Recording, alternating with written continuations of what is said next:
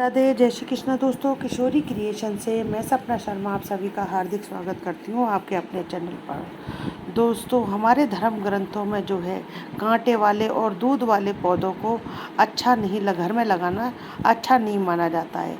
लेकिन कुछ पौधे जो है इसका अपवाद है, जैसे बेल वृक्ष हुआ, शमी का वृक्ष हुआ और आक या मदार का वृक्ष हुआ। शमी और मदार हिंदू मतावलंबियों के अनुसार पूजनीय वृक्ष हैं। गणपति और शिव की आराधना तो इनके साथ ही पूर्ण ही मानी जाती है। इसका कारण शमी और मंदार को विघ्नहर्ता गणेश से प्राप्त एक वरदान है। इससे संबंधित एक कथा है, गणेश पुराण के कीरा कांड में वर्णित कथा की है। शमी के पिता ऋषि औरव की कथा सर्वप्रथम जो है नारद ऋषि ने यह इंद्रदेव को सुनाई थी। प्राचीन काल में औरव नाम के एक बहुत ही तेजस्वी ऋषि थे। बहुत समय के बाद में ऋषि पत्नी ने जो है एक सुंदर कन्या को जन्म दिया। उस देवीय गुणों वाली कन्या का नाम जो है शमी रखा गया। ऋषि शमी से बहुत प्यार करते थे। जब शमी जो है 7 वर्ष की हुई तो ऋषि औरव ने जो है उनका विवाह धौम्य ऋषि के पुत्र मंदार से किया। मंदार शौनक ऋषि के आश्रम में रहकर के शिक्षा प्राप्त कर रहा था। विवाह के पश्चात शमी को उसके माता पिता के पास छोड़कर और अपनी शिक्षा पूरी करने के लिए पुनः शौनक ऋषि के आश्रम में चला गया था। जब मंदार और शमी अपने पूर्ण यौवन को प्राप्त हुए तब मंदार अपने ससुराल गया और शमी को विदा करा करके अपने गुरुदेव शौनक ऋषि से आशीर्वाद लेकर मंदार ऋषि शौनक से आशीर्वाद लेने के लिए उनके आश्रम चले। जब रास्ते में ही उन्हें एक महान तेजस्वी और भगवान श्री गणेश के अन्य भक्त ऋषि भृशंडी का आश्रम भी पड़ता था। तो मंदार ने सोचा कि भृशंडी ऋषि से भी आशीर्वाद प्राप्त करते चले। भृशंडी ऋषि को भगवान श्री गणेश के जैसे ही गजमुख होने का वरदान प्राप्त था और मंदार ऋषि को जो है ऋषि भृशंडी के उन गजमुख होने के रहस्य का कुछ भी पता नहीं था। जब मंदार ऋषि देवी शमी को लेकर ऋषि और देवी शमी ऋषि भृशंडी के आश्रम में पहुंचे तो वहां पर ऋषि भृशंडी के स्थान पर एक गजमुख व्यक्ति को देखकर इन दोनों पति पत्नियों को जो है हंसी आ गई और ये दोनों पति पत्नी बार बार हंसकर भृशंडी ऋषि का अपमान करते रहे। उनके इस प्रकार हंसने से भृशंडी ऋषि जो है बहुत क्रोधित हो गए और उन्होंने उन दोनों पति पत्नी को श्राप दे दिया। श्राप देकर के कहा कि तुम दोनों जो है वृक्ष बन जाओ, और श्राप देते हुए कहा कि तुम दोनों ऐसे वृक्ष बन जाओ जिसके पास में कोई भी पशु पक्षी नहीं आए। और ऐसा ही हुआ। मंदार ऐसा वृक्ष बना जिसकी कोई भी पशु पक्षी इसकी पत्तियां नहीं खाता है, और देवी शमी जो है ऐसा वृक्ष बनी जिस पर कांटों की अधिकता के कारण कोई भी उस वृक्ष पर शरण नहीं लेता है। कई दिनों के बाद में जब ऋषि मंदार देवी शमी को लेकर के शौनक ऋषि के आश्रम में नहीं पहुंचे तब शौनक ऋषि जो है उनकी खोज में निकले और ऋषि शौनक जो है सबसे पहले शमी के पिता ऋषि औरव के घर पहुंचे। वहाँ पर देवी शमी और मंदार को नापा करके वे दोनों जो है उनको खोजते हुए ऋषि भृशंडी के आश्रम में आए। ऋषि भृशंडी के आश्रम में जो है उन्हें पूरे वृत्तांत की जानकारी हुई। महर्षि औरव शौनक ऋषि ने जो है भृशंडी ऋषि से दोनों ऋषियों ने मिलकर उन दोनों पति पत्नियों को श्राप मुक्त करने के लिए कहा, लेकिन भृशंडी ऋषि ने जो है इसमें अपनी असमर्थता व्यक्त की और इस समस्या का समाधान के लिए उन्होंने देवी भगवान गणेश की शरण में जाने के लिए कहा। महर्षि औरव ने जो है भगवान श्री गणेश का आवाहन किया तथा शमी और मंदार को शाप मुक्त कर पुनः पूर्वावस्था में लाने के लिए भगवान श्री गणेश से जो है उन्होंने प्रार्थना की। लेकिन भगवान श्री गणेश जो है अपने भक्त जो है भृशंडी के श्राप की अवहेलना नहीं करना चाहते थे, अतः भगवान गणेश ने ऐसा करने से उनको मना कर दिया।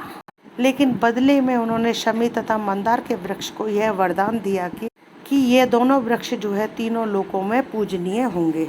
भगवान शिव तथा स्वयं गणेश की पूजा बिना इनकी उपस्थिति में किए पूरी नहीं मानी जाएगी।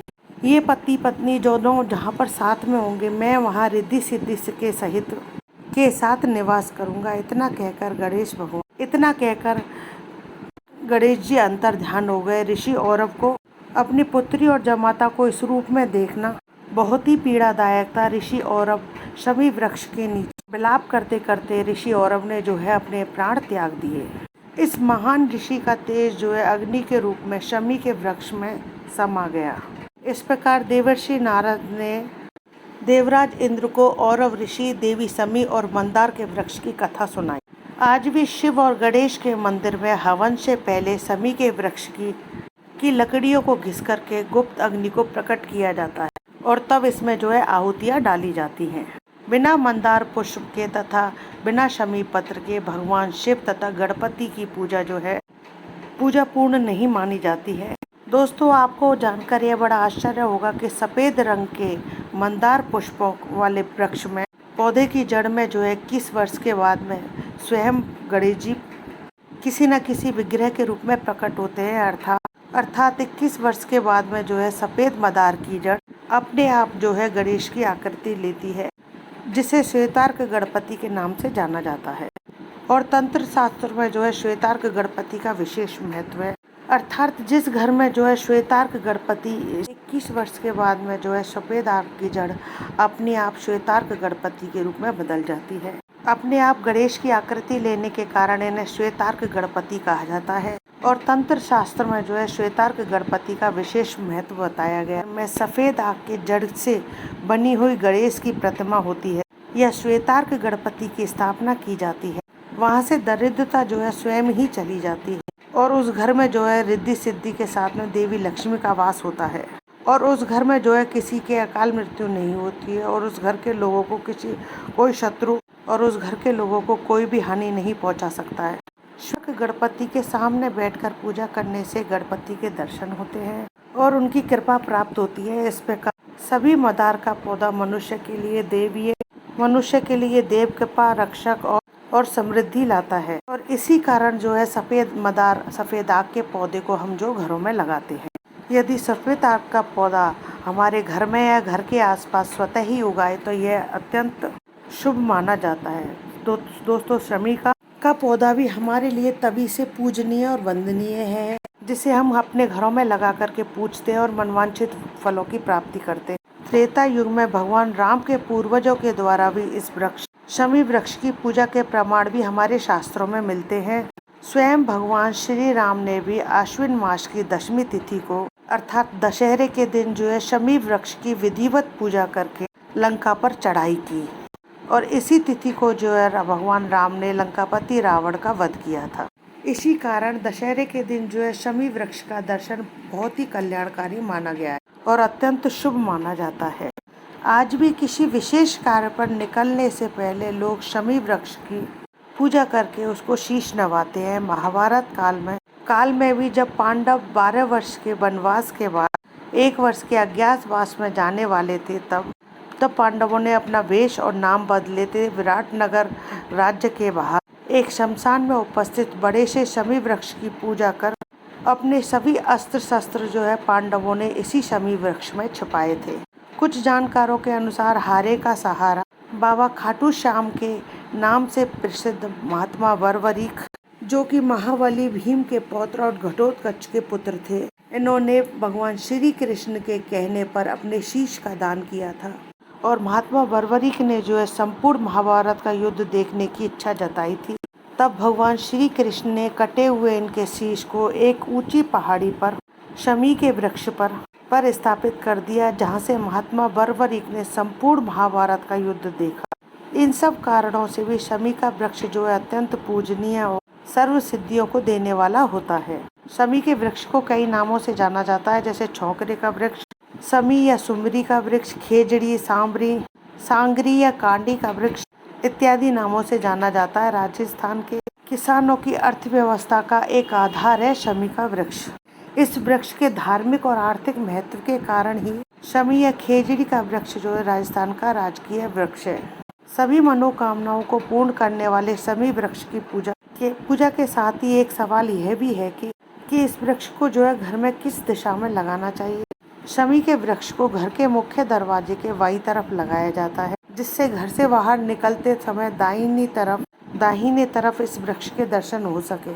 शमी वृक्ष को शनिवार के दिन अपने घर में लगाना जो है बहुत ही शुभ होता है। वैसे तो दशहरा यानी विजयदशमी के दिन अगर आप शमी के वृक्ष को घर में लगाते हैं तो यह अत्यंत शुभ माना जाता है। शमी वृक्ष के नीचे जो है नियमित रूप से सरसों के तेल का दीपक जलाएं।